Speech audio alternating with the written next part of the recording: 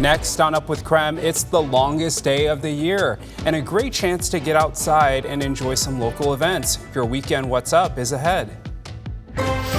And if you don't love the heat that we've been having, today's going to be your day. It is going to be the coolest of the next few, so enjoy it. And it's Father's Day. A historian tells us how a woman helped the holiday get its start right here in Spokane.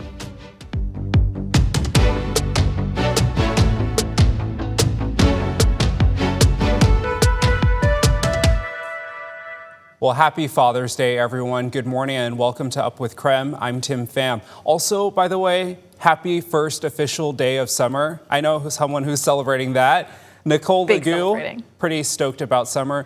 Nicole, people always talk about, they get confused, right? There's meteorological summer, but then today is the actual summer, right? Because it's like the summer solstice, right? Yeah, totally. So meteorological seasons make it easier for us to record, not us, I'm not a meteorologist, but us in terms of weather people generally. Basically, they go by the month. So meteorological summer started on June 1st and then lasts for 3 months, and it's on that kind of quarterly system on a monthly basis. But for all of us normals out here that are not meteorologists, we go based on the solstices. And today is, of course, the summer solstice, meaning it is the official first day of summer, and we feel like summer for sure. So it is going to be 81 degrees today for Sunday. It's going to be absolutely beautiful. The wind's not as bad as yesterday. Definitely much calmer there. But if you don't like the warmth, like I mentioned, it's just going to get warmer from here. Tomorrow is going to be back into the mid 80s. So if you have any yard work to get done or anything you have to do outside, try to do it today because it's going to be the coolest.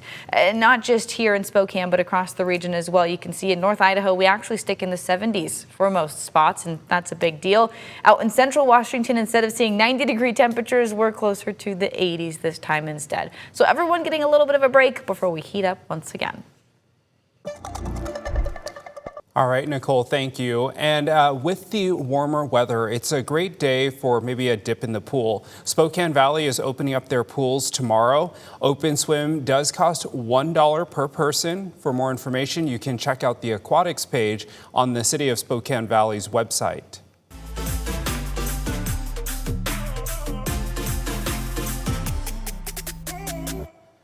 Taking a look at the World Cup games set for today, starting off with the big one, Spain and Saudi Arabia at 9 a.m. At noon, we've got Belgium versus Iran. Then later at 3 in the afternoon, Uruguay and Cabo Verde go head-to-head. The night wraps up with New Zealand versus Egypt at 6 p.m. playing in Vancouver, BC. It is the last day of the weekend, but there's still a lot of fun events to tell you about in your weekend What's Up. First, the summer solstice is today, and to celebrate, there will be an outdoor yoga class in downtown Spokane. It will be on Post Street at 10 a.m.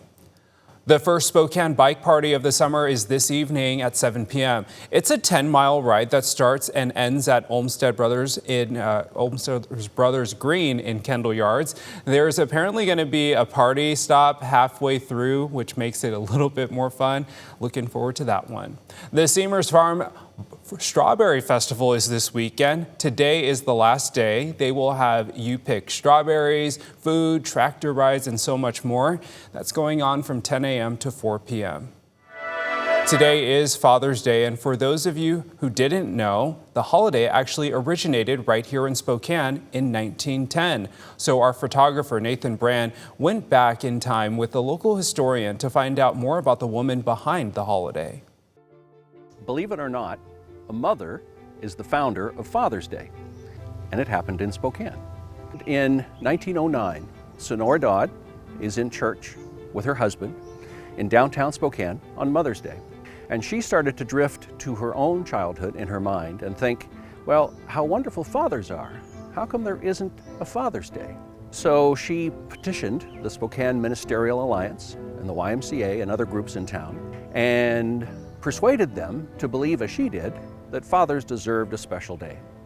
One was created and celebrated for the very first time in Spokane, Washington in the year of 1910, third Sunday of the month of June. The reason why Sonora was particularly proud of her dad is that her dad was a single dad of 6 kids. Mom passed away very early in her childhood. There is a plaque in front of the house where Mrs. Dodd lived all of her adult life, at the bottom of the Perry Street Hill, the only private home anywhere in eastern Washington declared a National Historic Site.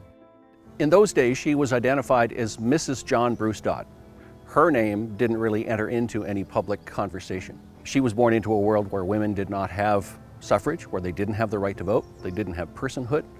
It's interesting that she had the idea in 1909, saw it happen for the first time in 1910, and then labors for the next 62 years to make it happen as a national event.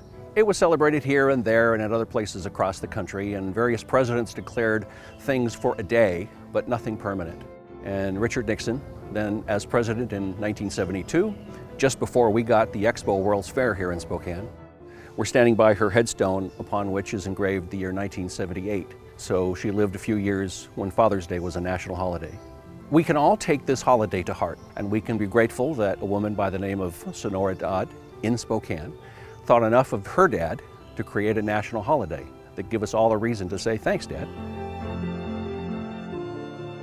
And we've loved seeing your shout outs to dads and father-like figures all weekend long. Here's some of the great photos. Someone said Happy Father's Day to her dad. Another one saying Mike Brady, and someone else sent in a dad joke. So gotta love a good dad joke. Maybe give your dad some grace today. If he tells you a dad joke, just laugh, all right? Just do it. Coming up, a teen is lucky to have just a few scratches after a bear attack in the Washington mountains. We dig into the numbers to see just how common the attacks are like this. That's coming up in 10 minutes. Plus, an all-new interview with some engineering wizards who also happen to be in 8th grade. What they made and where it's taking them.